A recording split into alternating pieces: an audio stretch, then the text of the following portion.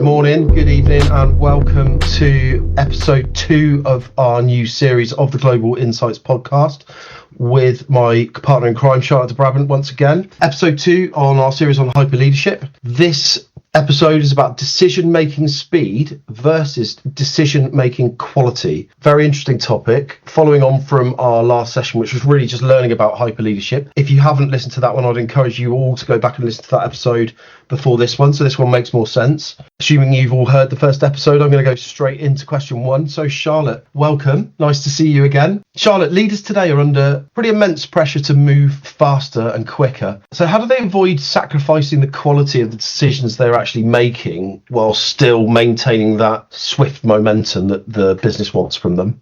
Yeah, Max, very good question.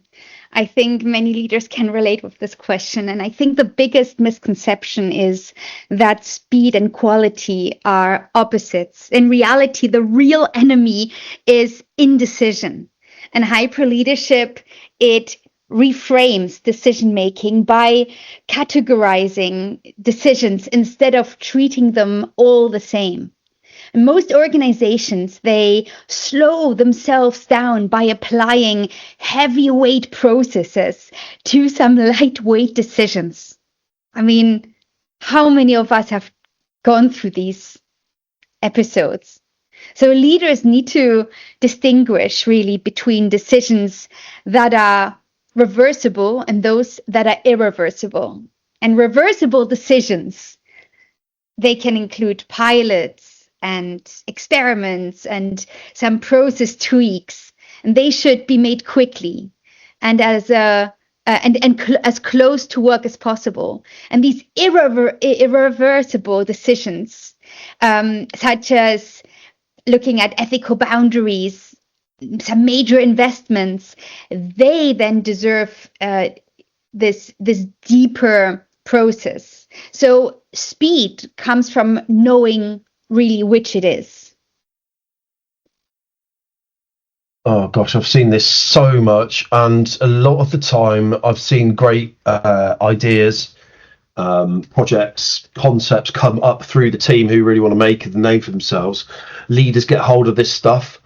It could drive the future of the business, and then they get pegged back by this indecision, which you talk about there. Absolutely true. It's probably because, and like you said, it's probably because they're scared of making the wrong decision. So, where you talk about those differences between reversible and irreversible decisions, and knowing which is which, so you can make the difficult decisions in a more thought out time, make the faster reversible decisions in a faster time because there's less risk. Why do organizations struggle so much with that then? I think it's really because fear drives behavior, and leaders, they fear being blamed. So they escalate decisions unnecessarily. And this, I think, it really creates a congestion at the top and signals a lack of trust. So over time, teams, they stop taking ownership, and decision making slows even further. So hyper leaders, they actively design decision rights. They make it explicit who decides, who advises, and who executes. And this clarity alone, it can dramatically increase both speed and quality. Okay, so we've seen, again, lots and lots of teams, businesses using AI more and more and more, in some really harnessing the power of it, others just being quite reckless with its use. When we talk about AI for change and decision-making dynamics, so leaders are actually using it to help them make decisions, how does that help them? How does that change things?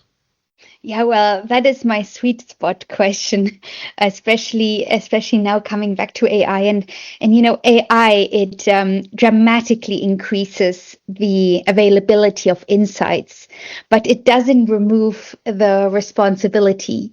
And the risk is that leaders outsource thinking instead of augmenting it. And AI, is by all means excellent at pattern recognition and scenario analysis, but it lacks this contextual judgment and ethical awareness. And then you have hyper leaders. They use AI as a challenger, not an oracle. They ask, what assumptions is this model making? What data is missing? What are the second order effects? The leaders remain accountable for the decision, regardless of how sophisticated the tool is. Okay, so let's go back to the human aspects of this. A word that, or a phrase that I've heard many leaders say and talk about is gut feel. Now, I don't think that really is what making your stomach make the decisions. I do think it's talking about intuition, though. So, what role does that still play in modern leadership? That intuition and that gut feel, for want of a better phrase. Oh, Max, brilliant question. Expert intuition is very much more valuable than ever, but only really when it's continuously refreshed. So intuition is essentially compressed experience. If leaders operate in echo chambers, intuition, it degrades into bias. So hyper leaders, they actively expose themselves to diverse perspectives and dissenting views and unfamiliar domains. And this keeps intuition sharp and relevant. So the goal is informed intuition and not instinctive reaction. Okay. So I think that makes absolute sense. I think it's a mix, isn't it? And leaders and these hyper leaders, these new sort of breed of leaders we're talking about here, need to embrace both sides of that. So it's that emotional intelligence, that compressed experience, leading to making the right decision based on intuition, but using technology and AI to assist and enhance those decisions. So that decision-making pressure then translates into the teams as well.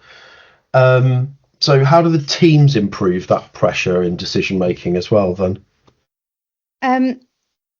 Altogether by reducing ambiguity. So pressure amplifies confusion, and leaders must simplify. So having clear priorities, explicit decision ownership, and short feedback loops, and these are really essential. And then teams don't need more urgency, they just need more clarity. So leaders should also normalize learning from imperfect decisions. When teams know they won't be punished for thoughtful risks, then the whole decision quality improves over time. Okay, absolutely. That makes sense then. I think you're never going to make the right decision all the time anyway. So, knowing that teams won't be punished for sort of thinking things through, taking some risks, deciding where they might be able to grow and thinking for themselves. It's like a child sometimes. You have to let it make its own mistakes and then it will learn better than if you micromanage everything. So I like the fact that hyper leadership's talking about, again, those human concepts of true learning, really, and true experience based on taking risks and pushing yourself forward. What's the most common decision making trap that you've seen then? What is the pitfalls of this? I've seen, waiting for perfect information in fast moving systems. I think that's it. Perfect information just arrives too late to matter. So hyper leadership accepts uncertainty and treats decisions as hypotheses to be tested and not really the verdicts to be then defended. Excellent. Thanks again, Charlotte. That's been another really interesting episode. Great to have a think about decision making. I think it's something that everyone faces. I don't know how many decisions we make in a day, but I know that it's hundreds, if not thousands, every single day. So we all could do with better decision making powers, I'm sure. If we're trying to be leaders, if we are leaders, if we're looking to grow our leadership roles, we have to adapt and embrace these concepts. Any further thoughts from you, Charlotte, before we finish? Happy decision making, guys. Thanks again, Charlotte. See you on the next episode. See you. Thank you.